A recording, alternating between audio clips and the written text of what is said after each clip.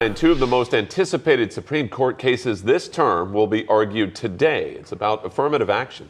Justices will consider what role, if any, race should play in the college admissions process. Amy Lou is at the Supreme Court. Well, Destiny and Patrick, today's oral arguments could overturn a landmark decision made back in 2003, allowing colleges to consider race in their undergraduate admissions process.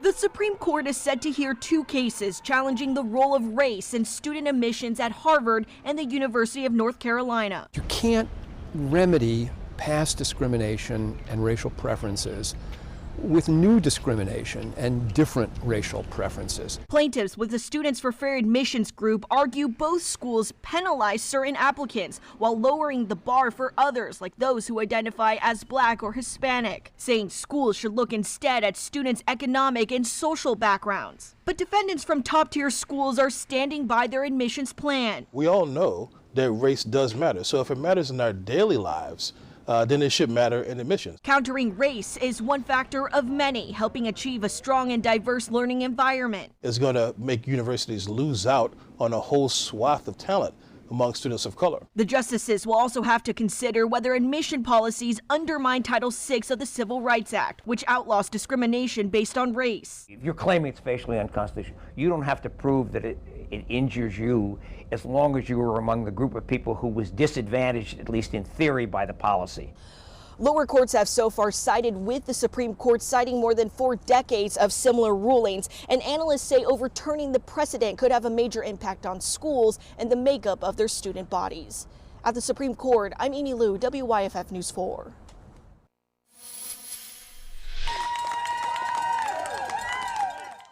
All right, a cyclist finished the Triple Everest Challenge on Paris Mountain yesterday to raise money for his friend battling cancer. We've been following Weston Stutter and his progress since Thursday, and the 3-day cycling challenge was 124 laps, which is right around 508 miles, and it was all to raise funds for his friend Lauren White, who was diagnosed with stage 2 Hodgkin's lymphoma back in August. We caught up with Stutter and White after the race.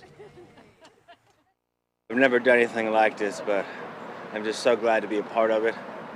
If I did a little part at all, that's really all I can say.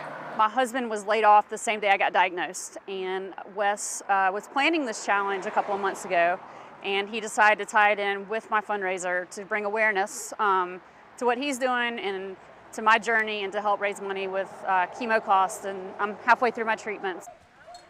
It says that she's currently unable to work with medical costs right around $100,000 out of pocket. Stutter said his goal was to raise at least $30,000 with the combination of the GoFundMe donations and other donations. Stutter says he's raised around $36,000.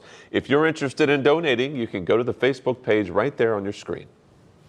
Well, there was plenty of Halloween fun at Denver Downs in Anderson. On Saturday, the annual Fall Festival included live music, costume contests for kids, adults, and dogs, and the Pumpkin Princess pageant. Look at that. Letting them walk through and have poise walking across the stage. So a great way for them to cut their teeth on having a little pageant. Oh, well, there was also a pie eating contest. Look at that. Awesome. There are several Halloween events happening today as well. The first one is in Oconee County. Deputies there will be giving out candy at the Boo with the Blue event. It will be at the Law Enforcement Center on South Church Street in Walhalla. That will be from 6:30 tonight until 8:30 tonight. Now, Limestone University will also hand out candy during their Trick or Treat with the Saints event. That will be in front of the campus there at Limestone from 5 p.m. until 7 p.m. There will also be games and music. Well, the Powerball jackpot has risen to an estimated $1 billion. No one matched all 6 numbers in Saturday night's drawing, making that 37 drawings in a row without a winner. The next one is tonight. The $1 billion jackpot is the 5th largest in U.S. history. The biggest prize was more than $1.5 billion won by 3 ticket holders in 2016.